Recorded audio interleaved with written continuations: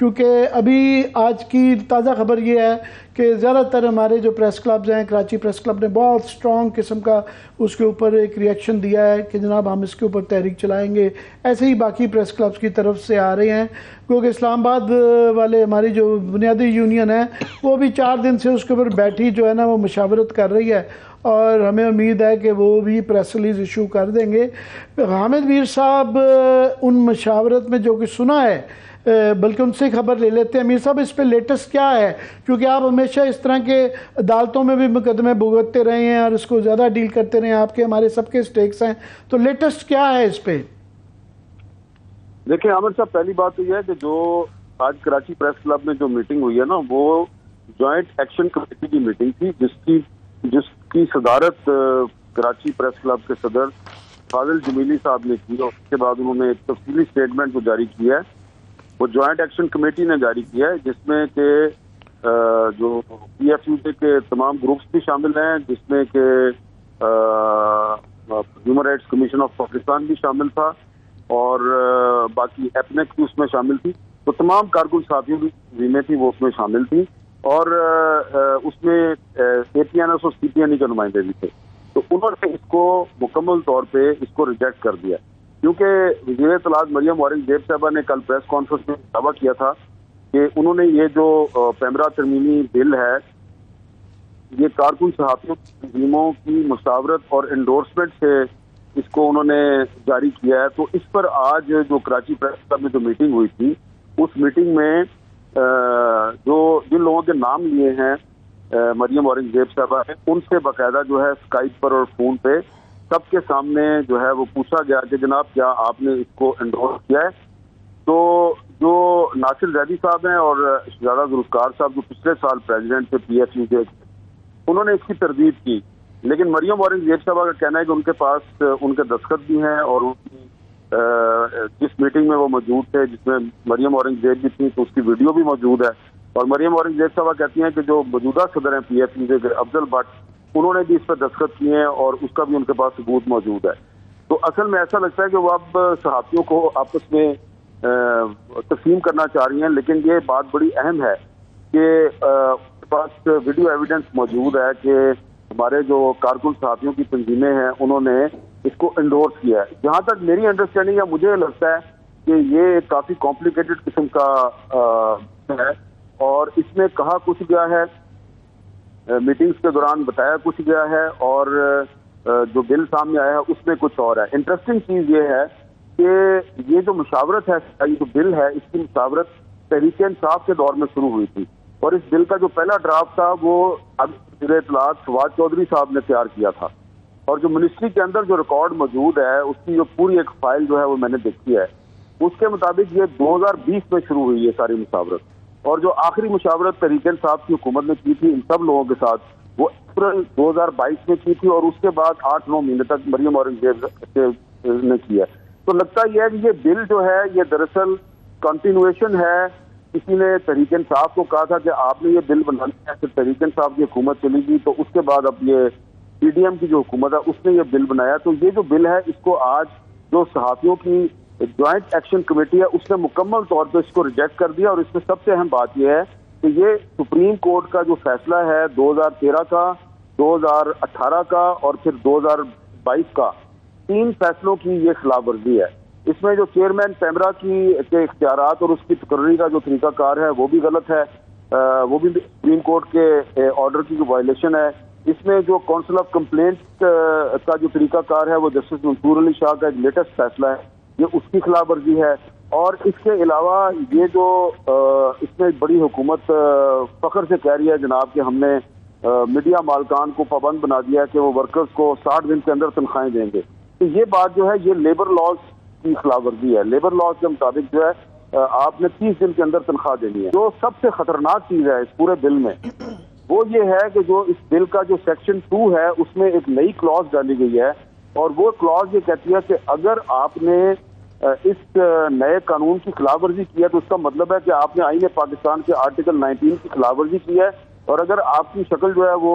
हुकूमत को पसंद नहीं है तो आप पर वो कोई भी मुकदमा जो है वो हुकूमत कायम कर सकती है। यानी कि पैमरा जो है उसने प्रोसिक्यूशन करनी है, लेकिन उसको उन्होंने एक अदालत का किरदार दे दिया। और आखिर में जाके इस बिल में जो सेक्शन 30 है उसमें अमेंडमेंट करके तो ये कहा गया कि अगर आप पेशावर के रहने वाले हैं तो आप इस्लामाबाद हाई कोर्ट में अपील नहीं कर सकते, अगर आप इस्लामाबाद के रहने वाले हैं आप लाहौर हाई कोर्ट में अपील नहीं कर सकते, अगर आप लाहौर हाई कोर्ट में हैं तो आप कराची में अपील नहीं कर सकते। हालांकि जो हाई कोर्ट का फैसला होता है वो पूरे पाकिस्तान पे लागू होता है। तो ये मेरा ख्याल है कि ये जो पूरे का पूरा जो कानून है ये न सिर्फ ये कि आइन की बहुत से आर्टिकल्स की खिलाफ वर्जी है, ये सुप्रीम कोर्ट के फैसलों की भी खिलाफ वर्जी है। और इस पर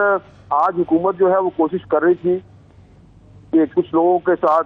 सहाफ़ी तंजीमों के साथ, CBA वालों के साथ बैठ के तो दोबारा जो है इस पे कोई वो करने इत्तेफाक राय करने। मीर साहब, वो इत्तेफाक राय की एफर्ट जो है ना वो उसमें आपने बिल्कुल दुरुस्त फरमाया कि एक कोशिश की जा रही है कि सहाफ़ियों की सफ़ों में जो है ना आपस में लड़ाई करवाई जाए। वो जो मरियम बीबी भी कह रही हैं कि जी उनके पास सबूत हैं, मेरा ख्याल है शायद आई एम श्योर कि उनके पास होंगे। तो वो असल बात तो ये है कि हमारी जो मोतबर लोग हैं और मोतबर जो हमारी यूनियनें हैं और उनके जो नुमाइंदे हैं उनकी तरफ से बड़ा एक जो है दो टोक फैसला आया है कि हम इसकी भरपूर मज़ामत करेंगे। मैं आपसे ये पूछना चाह रहा हूँ कि जाते वक्त हुकूमतें करती हैं, कोशिश करती हैं कि वो एक आने वाले वक्तों के लिए एक मीडिया के अंदर बाकी कई तबके जो हैं जो उनकी मदद कर सकते हैं, एक अच्छा तासुर छोड़ के जाना। ये जाते हुए पहली दफ़ा हुआ है कि ये ऐसा शोशा छोड़ के जा रहे हैं कि जिसके बाद इनको कोई इसका फ़ायदा मुझे नहीं नज़र आता। क्यों, वाई? इसलिए तो उनको पता है कि हम जा नहीं रहे, हम फिर दोबारा वापस आ रहे हैं और अब ये दूसरी बहस शुरू हो जाएगी। उस बहस में हम नहीं पढ़ते, लेकिन आज इन्होंने कुछ मीटिंग की है कुछ लोगों के साथ और अभी एक मीटिंग जो है वो अभी भी चल रही है। तो ये कोशिश ये कर रहे हैं कि दोबारा जो है ना कल या परसों ये कौमी असम्बली से उसको जो मंजूरी करवाएंगे तो उसमें कुछ तब्दीली करवा लेंगे और सबको राजी कर लेंगे। लेकिन अब मसला ये हो गया कि आपको पता है कि एक बड़ी बदकिस्मती है कि PFUJ के भी को 5-6 ग्रुप हैं। इन्होंने जिस ग्रुप को ऑन बोर्ड किया हुआ था वो अफजल भट्ट ग्रुप है और अफजल भट्ट ग्रुप जो है उसके जो वाइस प्रेसिडेंट हैं जो आज कराची प्रेस क्लब में मौजूद थे, खुर्शीद अब्बासी साहब, उन्होंने तो इस बिल को मुस्तरद कर दिया है। और जब वहां से पूछा गया अफजल भट्ट साहब को कि जी आपने इसको क्यों इसको एंडोर्स किया, तो उन्होंने कहा जी हमने सारा तो एंडोर्स नहीं किया। तो अब भट्ट साहब से मेरी अभी बात हुई है मीर साहब, मैंने उनसे पूछा तो उन्होंने कहा कि आपने प्रेस रिलीज क्यों नहीं अभी तक इशू की, तो उन्होंने कहा जी हम उस पर अभी मशावरत कर रहे हैं। मैं कहा जी 4 दिन हो गए हैं अभी तक आप मशावरत ही कर रहे हैं। तो वो ऑब्वियसली मेरा ख्याल भट्ट साहब से भी बड़े सवाल बनते हैं और वो कराची की मीटिंग में उन्होंने मुनासिब उसके वाले से मेरा ख्याल इसके ऊपर पेशरफ्त हुई है। मगर कराची की मीटिंग में जो शुरका थे वो अफजल भट्ट साहब के मौक़िफ़ से मुतमिन नहीं हुए। वहाँ पे नासिर जैदी साहब से भी पूछा गया कि आपने साइन क्यों किए हैं, उन्होंने तरदीद कर दी कि जी मैंने तो सिर्फ अप्रैल 2022 की मीटिंग में शिरकत की थी, लेकिन मरियम औरंगजेब साहबा ने जो मुझे वीडियो क्लिप्स दिखाए हैं उसमें नासिर जैदी साहब मरियम औरंगजेब के साथ बैठे हुए नजर आ रहे हैं। अच्छा, लेकिन अब हुआ ये है कि जो इसमें जो एक और ग्रुप है जिसके सदर जो हैं वो नवाज रजा साहब हैं और एक और ग्रुप है राना अजीम साहब का PFUJ का, तो वो जो 3-4 ग्रुप हैं वो इकट्ठे हो गए हैं और जो अफजल भट्ट साहब के ग्रुप के जो अहम ओहदेदार हैं वो भी उनके साथ मिल गए हैं। तो PFUJ का जो के तमाम जो ग्रुप हैं वो अफजल भट्ट साहब मुझे अकेले ही नजर आ रहे हैं, वो बाकी नहीं है। मगर क्विकली मीर साहब, मैंने आपसे वादा किया था कि मीडिया पे ये बात करूंगा, मगर क्विकली इसहाक डार पे तो अपने आप कमेंट देके जा सकते हैं कि ये जो ये इसहाक डार को वजीर आज़म लाना चाह रहे हैं, वाई अगेन, वाई, क्यों? देखिए, असल में ये मामला एक ऐसा है कि इसमें मैंने वो कमेंट किया तो अभी कुछ जरा कबल वक्त हो जाएगा, लेकिन ये है कि आपको भी पता है कि नवाज शरीफ साहब जो है वो पाकिस्तान वापस आके इलेक्शन लड़ना चाहते हैं, तो उनका ये ख्याल है कि उनके रास्ते में कुछ लोग रुकावट डाल सकते हैं, तो वो रुकावट जो है वो सागदार साहब ख़त्म कर सकते हैं। तो इस पर डार साहब से पहले भी एक अहम जो मुस्लिम लीग नून के सीनियर वजीर हैं उनसे कहा गया था कि आप केयर टेकर प्राइम मिनिस्टर बन जाएं। उन्होंने साफ इनकार कर दिया, उन्होंने कहा जी ये फिर निगरान हुकूमत निगरान नहीं रहेगी, ये कुछ और बन जाएगी। तो इस पर ये बात तो दुरुस्त है कि मुस्लिम लीग नून वाले चाहते ये हैं कि कोई ऐसा बंदा है प्राइम मिनिस्टर जो कि नवाज शरीफ साहब के रास्ते में जो रुकावटें हैं उनको दूर करे, लेकिन अभी तक इस पर फैसला नहीं हुआ। और ये जो बिल है पैमरा तरमीमी बिल, इस पर भी पीपल्स पार्टी और जो बाकी इत्तेहादी जमातें हैं उन्होंने मुस्लिम लीग नून को कन्वे कर दिया है कि हम इसको सपोर्ट नहीं कर रहे। जिस तरीके से आपने इसको पार्लियामेंट से मंजूर करवाया, हमें नहीं था पता कि इसके अंदर क्या है। और डार साहब के मसले पे भी तो ये कल पार्लियामेंट का मुश्तरका इजलास है, तो हो सकता है ये दो मामला जो हैं इस पे हुकूमत को कल कुछ मुश्किलात का सामना करना पड़े।